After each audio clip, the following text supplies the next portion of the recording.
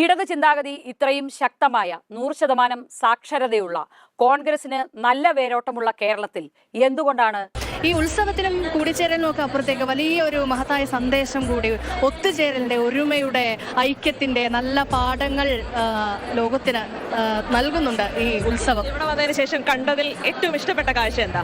എല്ലാ കാഴ്ചകളും ഒന്നിനൊന്ന് മനോഹരമാണ്. നമുക്ക് ഇങ്ങനെ ആളുകൾ വളരെ സന്തോഷത്തോടു കൂടി ചിരിച്ചുകൊണ്ട് വളരെ ഹാപ്പി ആയിട്ടിരിക്കുന്നതാണ് നമുക്ക് വേറെ സന്തോഷം. ഇതൊക്കെ ഇപ്പോൾ അപ്പാടെ വിഴുങ്ങാൻ ഒരു മടിയുണ്ട്. അതെന്തായാലും ഇക്കുറി ഇങ്ങ് തെക്ക് കേരളത്തിൽ നിന്ന് പോലും നൂറുകണക്കിന് ആളുകൾ ഞങ്ങളുടെ മനസ്സറിഞ്ഞ് ആറ്റുകാലമ്മയ്ക്ക് അർപ്പിക്കുന്ന പൊങ്കാലയാണ് ആശമാര്.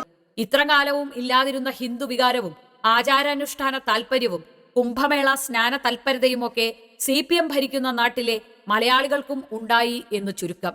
ഞങ്ങൾ 32 ദിനരാത്രങ്ങളുടെ ഞങ്ങളുടെ കഷ്ടപ്പാടിന്, അതായത് പൊരിവെയിലത്തും പെരുമഴയത്തും ഞങ്ങൾ ഒരു തപസ്സാണിത്. ആ തപസ്സിന് തീർച്ചയായിട്ടും അമ്മ ആശാവർക്കർമാരുടെ വിലാപം അമ്മ കേൾക്കും എന്ന് ഞങ്ങൾ വിശ്വസിക്കുന്നു.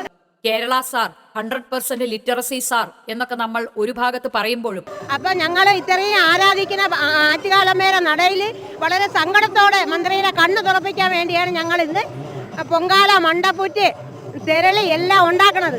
ഒരുപാട് മലയാളികൾക്ക് ഇപ്പോഴും ഇഷ്ടമുള്ള കാര്യം തന്നെയാണ്. കലത്തില് തിളക്കുന്നത് നിങ്ങളുടെയൊക്കെ മനസ്സായിരിക്കുമല്ലേ? ഞങ്ങളെ എല്ലാ വർഷവും അമ്പലത്തിന്റെ അടുത്തൊക്കെയാണ് പൊങ്കാലയിരുന്നത്. ഈ വർഷം ഈ സെക്രട്ടേറിയറ്റിന്റെ നടയിൽ പൊങ്കാലയിരുന്നത് മന്ത്രിമാരുടെ മനസ്സലിയാനും കണ്ണു തുറക്കാൻ വേണ്ടിയാണ്.